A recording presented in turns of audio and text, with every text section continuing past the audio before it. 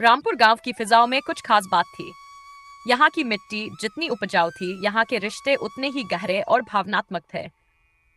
इसी गांव में दो सगे भाई रहते थे, मोहन और सोहन। मोहन बड़ा था और किस्मत उस पर मेहरबान थी। खेती के साथ साथ उसने गांव में एक छोटी सी किराने की दुकान भी खोल रखी थी। धीरे धीरे वह गांव के संपन्न लोगों में गिना जाने लगा। उसके पास पक्का मकान था, आंगन में मोटरसाइकिल खड़ी रहती थी और गांव में जितनी भी सुविधाएं थीं, उसने एक एक करके सब जुटा ली थी। दूसरी ओर उसका छोटा भाई सोहन एकदम विपरीत हालातों में था। किस्मत जैसे उसे कोई पुरानी दुश्मनी निकाल रही थी। पिता की मृत्यु के बाद जो थोड़ी बहुत जमीन उसके हिस्से में आई थी, वह भी सूखे और कर्ज में डूबती चली गई। सोहन मेहनती था, ईमानदार भी, लेकिन जैसे समय ने उसे बार बार परखने की ठान रखी थी। हालांकि दोनों भाइयों के घर आमने सामने थे, लेकिन वक्त की मार ने उनके दिलों में भी दूरी ला दी थी।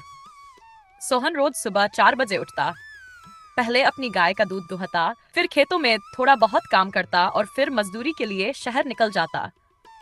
उसकी पत्नी राधा गांव की महिलाओं के साथ खेतों में मेहनत करती। उनके बच्चे सीमा और पप्पू गांव के सरकारी स्कूल में पढ़ते थे। वहीं मोहन के बच्चे शहर के प्राइवेट स्कूल में पढ़ाई करते। वे ट्यूशन भी जाते और उनके पास हर सुविधा थी। जब सोहन के बच्चे स्कूल से लौटते और अमीर बच्चों की रंगीन किताबें और चमकदार बस्ते देखते, तो बस चुपचाप खिड़की से बाहर झांकते रहते। एक दिन राधा ने थके और उदास स्वर में कहा, सोहन, कब तक यूं ही चलते रहेंगे? पप्पू की फीस भी नहीं भरी पिछले महीने की। राधा, मुझे यकीन है कि मेरी मेहनत एक दिन जरूर रंग लाएगी। मैं चाहे जितनी भी मुश्किल में क्यों ना जाऊं, अपनी ईमानदारी नहीं छोड़ सकता। एक दिन मोहन ने गांव में पंचायत बुलवाई। उसने प्रस्ताव रखा कि गांव की जो भी जमीन खाली पड़ी है, उस पर वह एक गोदाम बनवाना चाहता है, जहां गांव के लोगों को काम मिलेगा।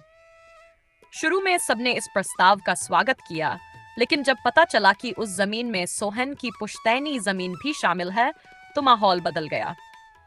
तभी मोहन ने कहा, भाई, वो जमीन तो वैसे भी बेकार पड़ी है, क्यों न मुझे दे दे। मैं उसके बदले तुझे सीधे 10,000 रुपए दे दूंगा। भैया, ये जमीन मेरे लिए बस मिट्टी नहीं, मेरे बच्चों का सपना है। इसे अभी देना मेरे बस में नहीं है। मोहन की आंखों में एक पल के लिए गुस्सा उभरा, मगर बिना कुछ कहे वहां से चला गया। सोहन ने खुद अपनी जमीन पर हल चलाना शुरू कर दिया। गांव वालों ने उसका मजाक उड़ाया, जहां कुछ उगता ही नहीं, वहां ये क्या उगाएगा। लेकिन राधा ने उसका साथ नहीं छोड़ा। महीनों की कड़ी मेहनत के बाद जब पहली बार उस बंजर जमीन पर हरी कोपलें फूटी, तो पूरा गांव दंग रह गया। सोहन ने वहां मूली और गाजर उगाई। जब उनकी मिठास की चर्चा गांव की मंडियों में फैलने लगी, तो व्यापारी खुद सौदा करने उनके घर तक पहुंचने लगे। लेकिन एक दिन खेत से लौटते वक्त सोहन का पैर फिसल गया और उसकी रीढ़ में गंभीर चोट आ गई। डॉक्टर ने सख्त लहजे में कहा, रीढ़ की हड्डी पर असर पड़ा है। अब कम से कम 6 महीने तक किसी भी तरह का शारीरिक काम करना मना है। मोहन तक यह खबर पहुंची, लेकिन उसने सिर्फ एक नौकर भेजा, जो ये कहने आया कि अगर सोहन को जमीन बेचनी हो तो बताना। राधा ने हार नहीं मानी। उसने खुद खेत का काम संभाल लिया। पप्पू और माया ने भी अपनी छुट्टियां छोड़कर मां का हाथ बटाना शुरू कर दिया। धीरे धीरे फसल फिर से खड़ी हुई और इस बार वह पहले से भी अधिक अच्छी निकली। सोहन अब चलने लगा था, लेकिन उसकी चाल में अब आत्मविश्वास की झलक थी। 1 साल बाद सोहन ने अपनी जमीन पर एक छोटी सी सब्जी मंडी लगवाई, जहां गांव के छोटे किसान अपने उत्पाद बेचने आने लगे।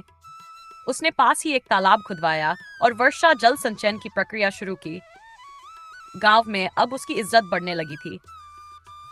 जब मोहन ने देखा कि अब लोग उसके बजाय सोहन की बातों को मानने लगे हैं, तो उसके भीतर से कुछ टूट गया। एक दिन गांव में बाढ़ आ गई। मोहन का गोदाम पानी में डूब गया और उसका सारा अनाज नष्ट हो गया।